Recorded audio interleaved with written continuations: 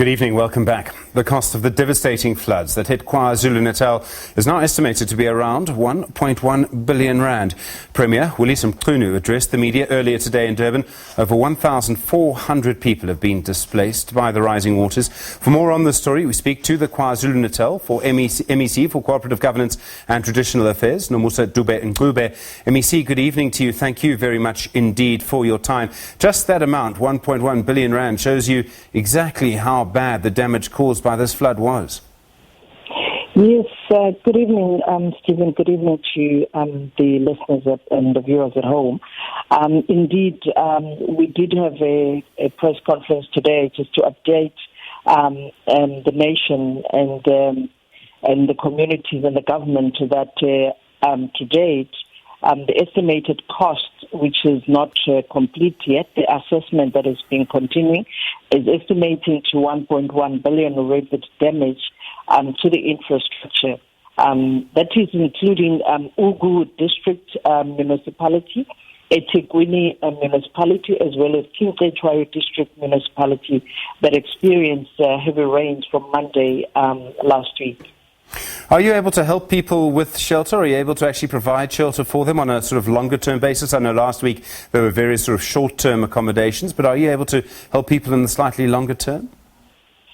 Yes, that is the assessment that is presently being done now to see what is the extent of the damage, because you do have houses that have been partially damaged or destroyed, and you have those that have been totally destroyed. And we are now sending our structural engineers to go and evaluate which one of the structures can still be rehabilitated, which ones of the structures that need to be demolished, and we have to start from the scratch. As you would see from the indication that we have a lot of people that are still in the community halls, and we need to ensure that those people are relocated or they find shelter as soon as possible. 1,500, close to 1,500 people that are in the temporary shelters at the moment. And besides these communities we're talking about that are in the temporary shelters, you do have others that are staying with the relatives and neighbors, which means that the number of the displaced people is more than that 1,500 that we're talking about at the moment, which requires then that we need to identify as soon as possible the possible projects where they can move into, as well as the land where we could then be able to relocate them to, and proper houses can then be built for them. MEC, there's a lot of work to be done in your province. Do you need help from national government to get you through this? Do you need resources, money from the national government? Oh, definitely, Stephen. That is why we have declared a state of disaster, because we are not going to be able, as a province, within our available resources, we will not be able to afford to fix all the damage. Remember that we also have damage to the infrastructure, such as clinics, such as schools, such as hospitals, as well as roads infrastructure, which is bridges, even the rail. Some rail infrastructure was also affected by these rains. So there's quite a huge infrastructural damage that needs a lot of financial injection from the national government. And we have, the cabinet has set last week, and they have declared a state of disasters, and we have sent documentation to the national government for the proper classification so that we can then access financial resources through the national government. You'll know, MEC, better than I how much conversation there's been about climate change. We know that cities like the metro area of eThekwini have people who actually spend their time helping the city plan for climate change, for disasters like this. I suspect as a province that as you rebuild, you might have to start considering some of that as well. Presumably the concern is that you're going to get flooding like this more often in the future.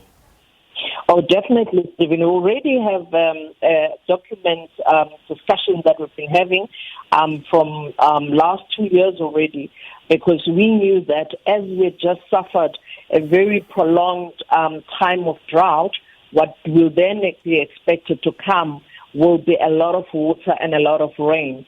So we already anticipating that we have to start getting prepared. So we're looking at things such as the insurance, issues such as looking at what could be some of the mitigating activities that we need to start with, such as ensuring that people that are already profiled as living in the floodplain, such as people that are already built, even the informal, informal buildings that are built in the areas which are prone to water next to the rivers, that usually breaks the banks and causes this flooding and damage, as well as the loss to life. All those issues now need to be looked at quickly. We've even suggested that we want to hold the climate change summit immediately, with the view of ensuring that even if it means we need to look at regulations and bylaws so that we can enforce some of these building regulations, as well as the enforcement of the mitigating factors that needs to be put in place. And the emotional wounds caused by the flooding, MEC, the day of mourning for Thursday, what kind of services are you planning? We're planning for the mass service, for the memorial service, for all the deceased people in the province. That day has also been designated as a day of prayer, as well as the day of mourning, where we will also be praying for the families, but also, getting the families to pray together and the whole province to pray for the family members, because we have family members who've lost up to 8 people in one family, and that has been quite devastating to many families. But we've also had a lot of destruction to their houses, to the whole lives of people, and it needs a lot of counseling. It needs a lot of support from everybody else. That's why we have decided that Thursday is going to be designated as a day of prayer and the day of mourning, but also will be the day when we'll have that mass memorial service, because what we've also discovered that a lot of people do not reside in Durban as such. They're just here for the work purposes. They need to move to their place of birth. A number of them have indicated that they will be burying their loved ones in their place of birth. So there is going to be, again, another a plan that we're already putting in place to help them to move to where they're going to be doing the burials. MEC, thank you very much indeed for your time tonight on SABC News. Do appreciate it. The KwaZulu-Natal MEC for Cooperative Governance, Nomusa Dube-Ncube there.